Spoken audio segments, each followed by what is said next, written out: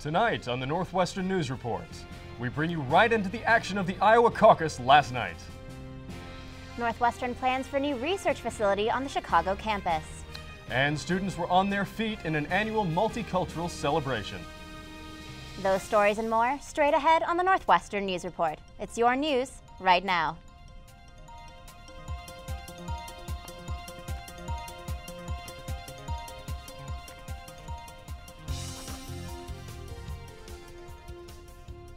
I expect the state to do more. I expect colleges to get prices down. I do not intend to pay for Donald Trump's youngest child or other billionaires' children to go free to college. They will have to pay. But everybody else, we're going to get tuition down, debt-free tuition. That was Democratic candidate Hillary Clinton in Iowa discussing her plan to lower the cost of college tuition. The Iowa caucus is our top story tonight on the Northwestern News Report. I'm Eric Miller. And I'm Isabel Lawrence. Thanks for joining us. Last night, Ted Cruz walked away victorious with a more than 3-point win over Donald Trump in the Republican Iowa caucus. And on the Democratic side, the dust had to settle this morning before a winner could be determined. In the end, former Secretary of State Hillary Clinton walked away with a narrow victory. I followed a group of Hillary Clinton supporters on Sunday as they made their final push for their candidate. Door to door, the hunt is on for voters in Davenport, Iowa. Clipboards in hand, these 9 Northwestern students were one of several Northwestern groups that descended on the Hawkeye State in advance of Monday's caucus. I traveled with these Hillary Clinton supporters throughout the day, Sunday, as they went to work. Students hit the ground today in Iowa at approximately 1:45 and began filing in over here to do campaign work for Hillary Clinton. Now, students are going to be learning how to canvass these neighborhoods in preparation of tomorrow's Iowa caucus. Students started with a 5-minute training session, then went out in groups of 2, reminding voters the caucus was less than 24 hours away, trying to convince them to vote for Clinton. Some folks, however, weren't so easy to convince or even talk to. Basically, we're knocking on the door and they do some covert move, hide in the car, and then drive away. Others found the experience a little more rewarding. It was awesome.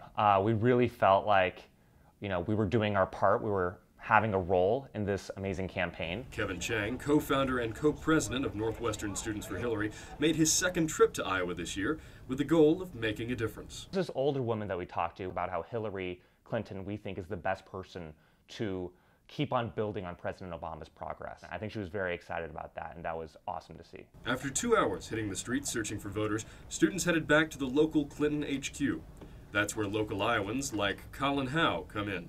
This is basically the North Davenport site location where we are just sending off canvassers to go to different neighborhoods around. We're just trying to help out the staffers that just do this, on a regular basis. Howe is part of a team that's been coordinating and sending out canvassers since October, when campaigning started in Iowa. It's been unbelievable. It's an incredible thing to see how this grassroots things really works and how it has all come together, and it's been fun. Other volunteers, like Jacob Priley, came from across the country just to be here. I interned at HQ in Brooklyn, and this opportunity came about, so hopped on a plane over to Chicago, came on down here, whether it's creating these packets that we send out or it's driving people around like I have today.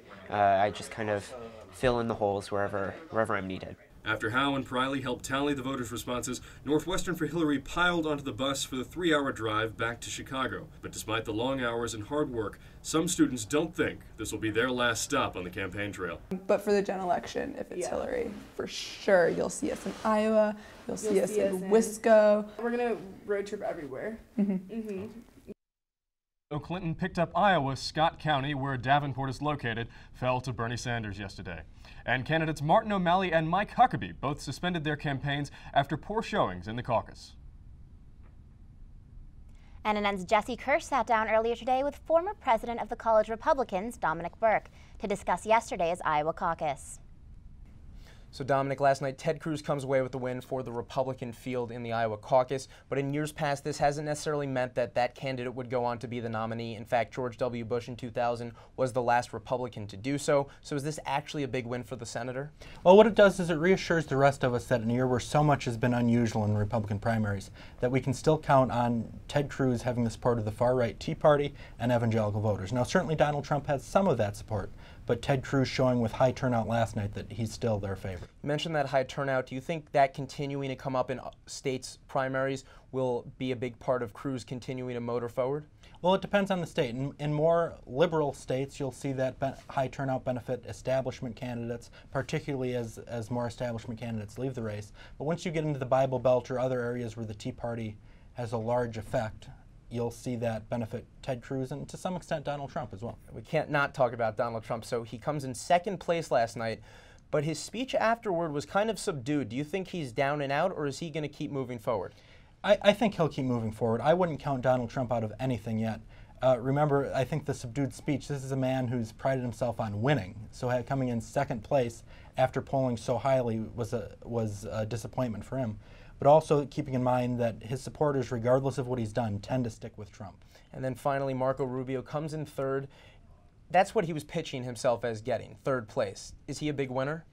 He's a big winner not because he came in third, because, Jesse, like you said, I think that was pretty predictable, but because of how close he was to Donald Trump and how many votes he did get. So not only was he close to Trump, but Jeb Bush, Chris Christie, and the other establishment candidates didn't do very well last night.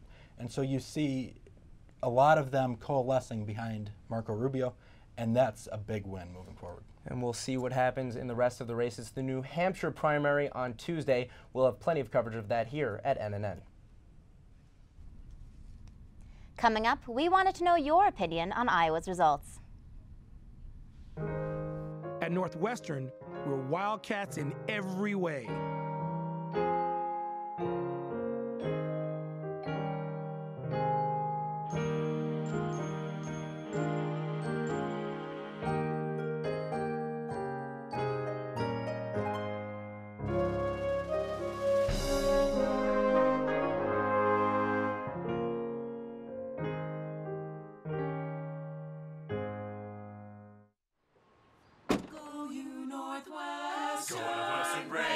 Right through that.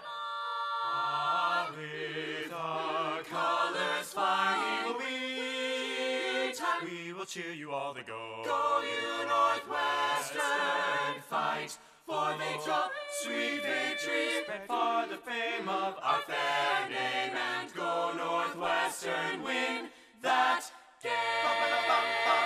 Go Cats!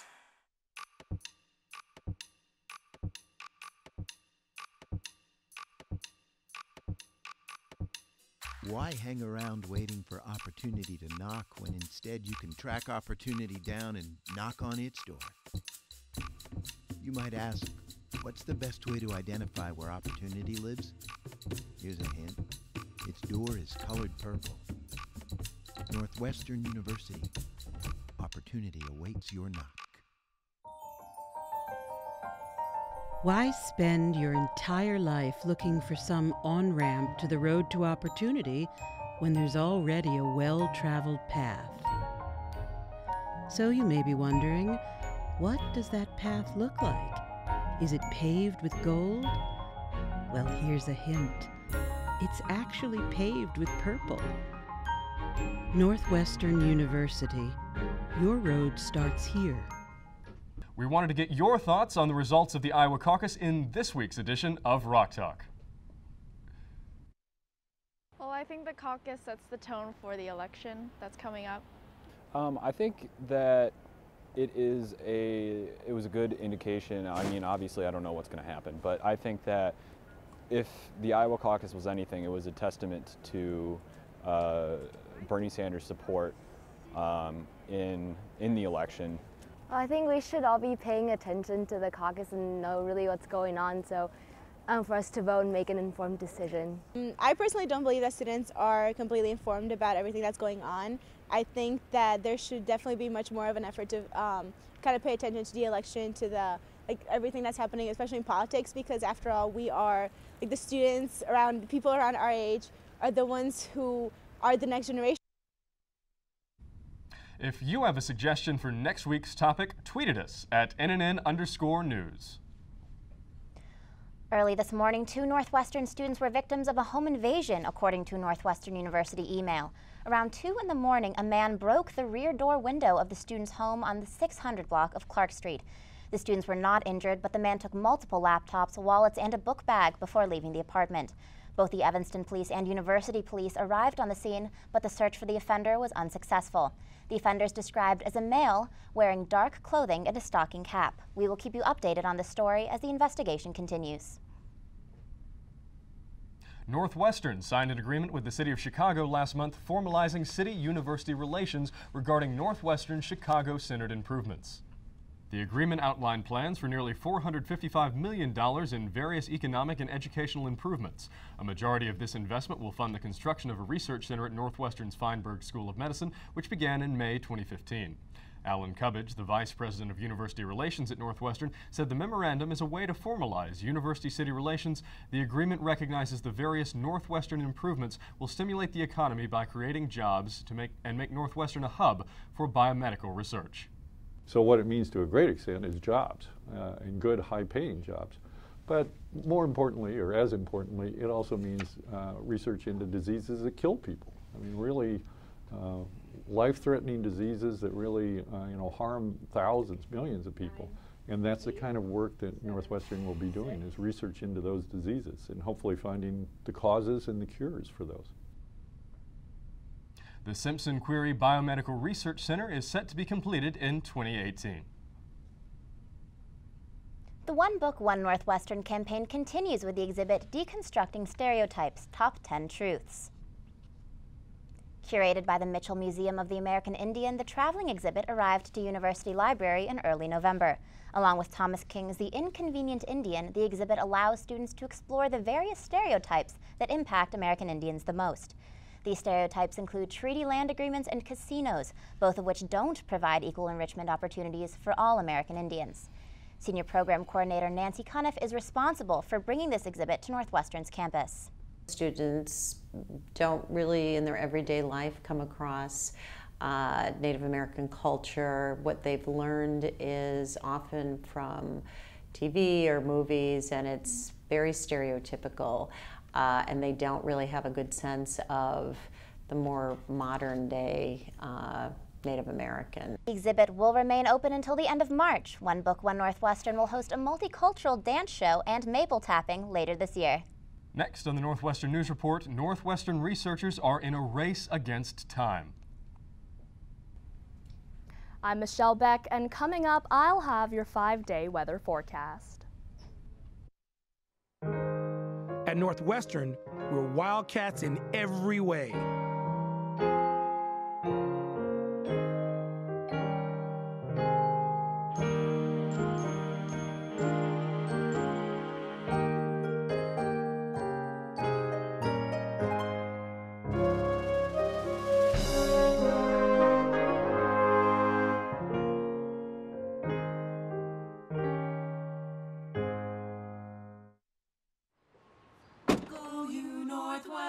Go Northwestern, break right through that. With our colors flying, we will cheer you all the go. Go you Northwestern, fight for victory, sweet victory, for the fame of our fair name, and go Northwestern, win that game. Go Cats! At Northwestern University, we are pioneering innovation and achieving excellence across every imaginable discipline.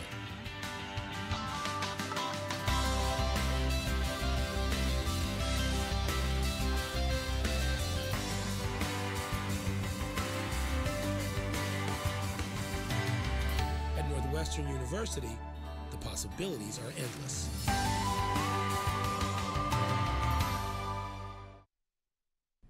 I'm Michelle Beck, and let's take a look at your 5-day weather forecast. Groundhog Phil didn't see his shadow today, so we're hoping for an early spring. But as of tomorrow, we're expecting cloudy skies and chilly temperatures with a high of 36 and a low of 23. Thursday is partly cloudy with a high of 30 and a low of 26. On Friday, we'll continue to see cloudy skies with a high of 38 and a low of 31. We'll start off our Saturday with cloudy skies, but we'll get a peek of the sun in the afternoon with a high of 38 and a low of 30. The weekend on Sunday, beautiful sunny skies with a high of 44 and a low of 32. This has been Michelle Beck with your 5-day weather forecast. The race is on to slow down the aging process. Northwestern researchers are competing against teams around the world to turn back the biological clock. NNN's Margaret Corrin met up with members of NU's Team Python to discuss their approach to longevity. The first person to live to 150 years may have already been born, and Northwestern researchers are hoping to use their knowledge on aging to make this a reality. Chairman of the Feinberg School of Medicine, Douglas Vaughn, is leading the university's team investigating the influence of PI1 signaling on age. The most important risk factor for heart disease is age. So there's a common denominator there that where we lose this reparative potential. It might be possible to restore or retain some of that for a little bit longer in life and preserve or protect the health span of people. Toshio Miyata from the Tohoku University in Japan was the first scientist to develop an oral drug that could slow down the effects of aging. And after Vaughn studied mice that were overproducing the inhibitor that furthered phenotypic aging, Miyata set up a partnership between the two universities. We fed it to our mice and boom, they grew hair. So that kind of made the link for me. One, a sort of an aging phenotype, baldness, and a drug that could potentially reverse that, that was orally active. They have since entered a two-part competition in which they will prolong the lives of the test mice and prove they de-aged. According to Varun Nagpal, who worked with Vaughn's team for his PhD project, the competition is just one small part of the larger research the Northwestern researchers are conducting. So for a long time, we believed that PI1 was a marker of senescence. So Dr. Vaughn came up with this interesting question that what if it's not just a marker, maybe or actually play an important role in senescence. So our major interest is not just physiological aging, but increasing the healthy lifespan of individuals. In the United States, Vaughn's lab has been able to quadruple the lifespan of his transgenic mice. There's no more exciting time in medicine than today. Over the next 20, 30 years, you're going to see all different kinds of cures for cancer. You're also going to see our first real efforts and results in slowing the aging process. That's all right in front of us in the next couple of decades. Margaret Corrin, Northwestern News Network. Companies like Google have launched similarly minded initiatives with the hope that longevity can be controlled in the near future.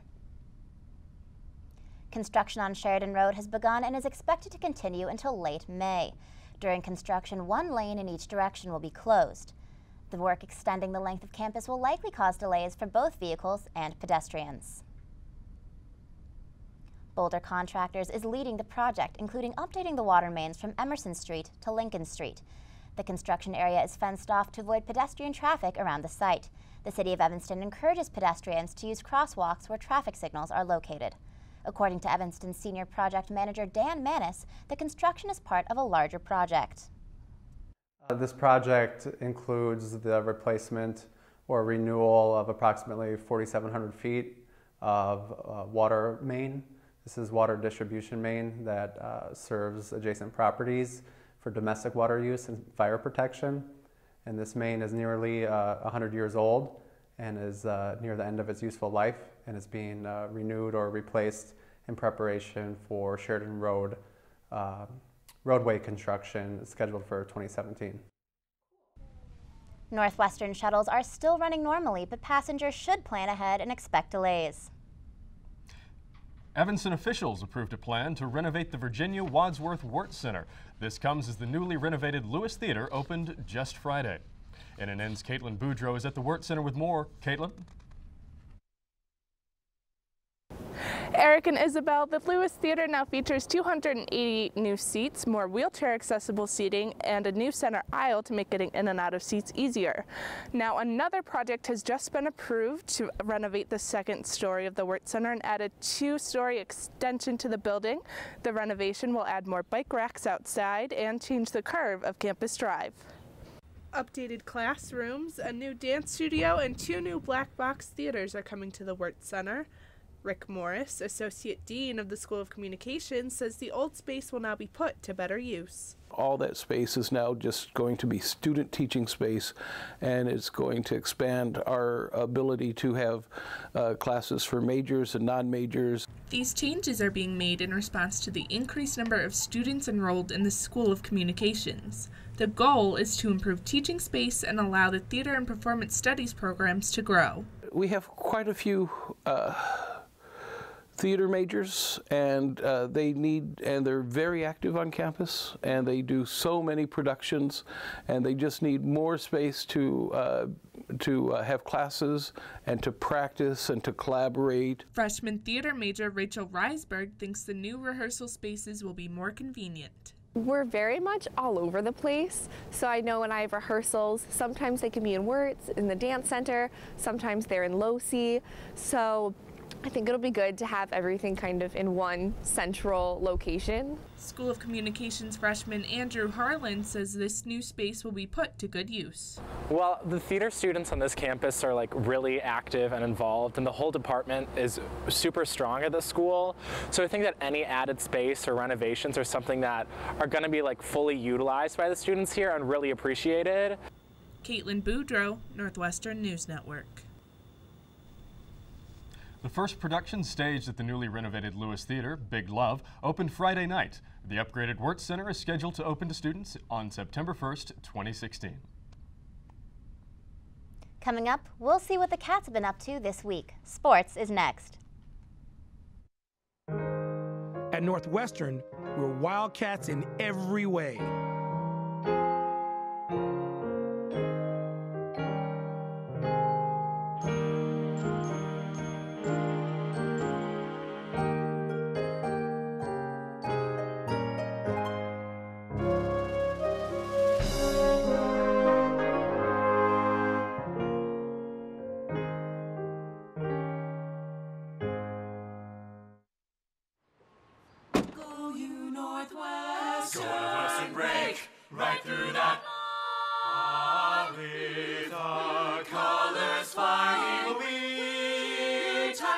Cheer you all the go. Go you Northwestern, fight for victory, sweet victory, for the fame of our fair name, and go Northwestern, win that game.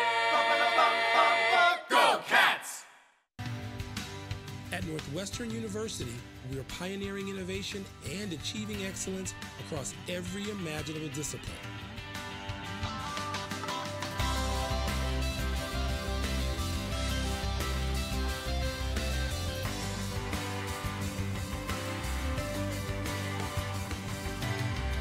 Northwestern University, the possibilities are endless.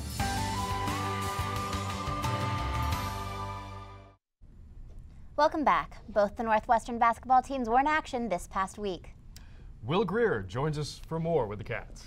Yeah, Eric, it's been a rough couple of weeks for both Northwestern basketball teams. The men and women both brought 4-game losing streaks into Sunday matinees with Iowa.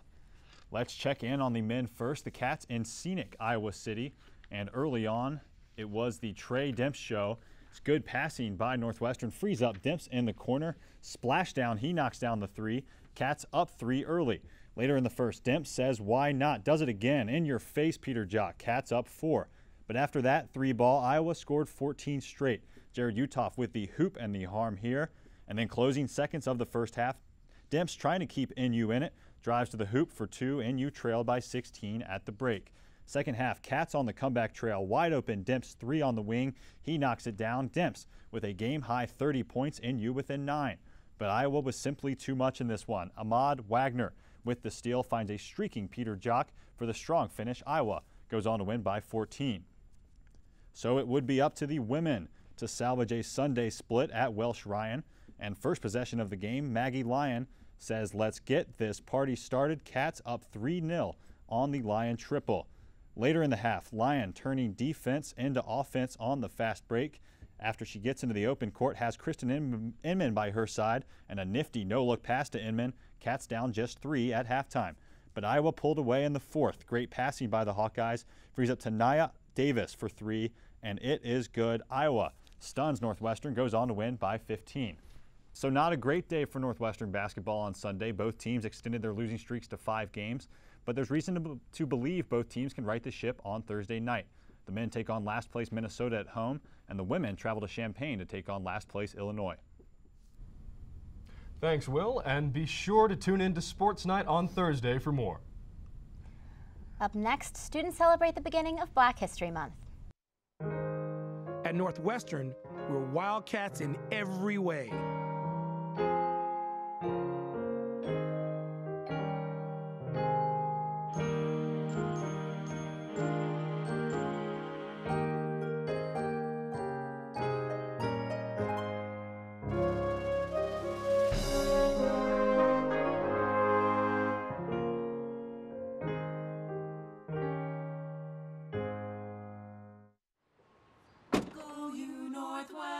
Northwestern break right through that. With our colors flying, we will cheer you all to go. Go you Northwestern, fight for victory, sweet victory, for the fame of our fair name, and go Northwestern, win that game. Go Cats!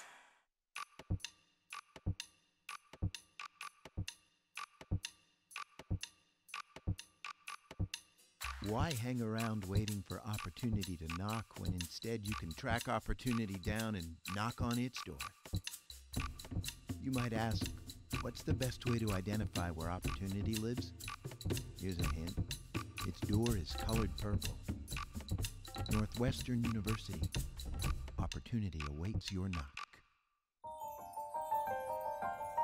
Why spend your entire life looking for some on-ramp to the road to opportunity when there's already a well-traveled path? So you may be wondering, what does that path look like? Is it paved with gold? Well, here's a hint. It's actually paved with purple.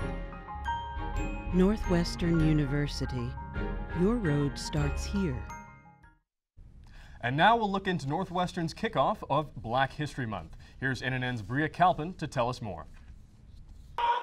Strength, unity, and community all embody the purpose of Harambe, the annual event hosted by For Members Only and the Multicultural Student Association on Friday evening.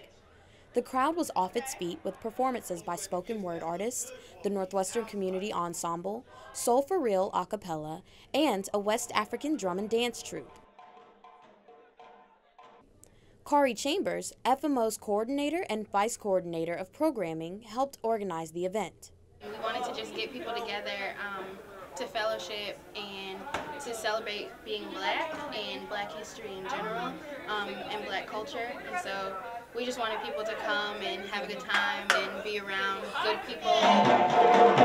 Over 100 students and faculty members came together to celebrate African, Afro-Caribbean, and African-American culture in the Lewis Room of the Norris University Center. Freshman Joanna Gundape said that she was pleased by the presence at the event. It was very energetic. There was a great spirit and energy in the room. The food was pretty good. It was just really enjoyable. It was good to see the Black community and allies of the Black community come together and just celebrate. Harambe, Swahili for pull together, is used as a rallying cry in Kenya for people to come together as a community. Chambers said that that sense of unity within the Black community is needed now more than ever. I think now is really the time to come together, to fellowship, to celebrate being Black, to uplift each other, and to just support one another, especially here at Northwestern. Bria Kalpin, Northwestern News Network. Thanks for watching. I'm Eric Miller. I'm Isabel Lawrence. I'm Will Greer for Sports. And we'll see you next time right here at the Northwestern News Report.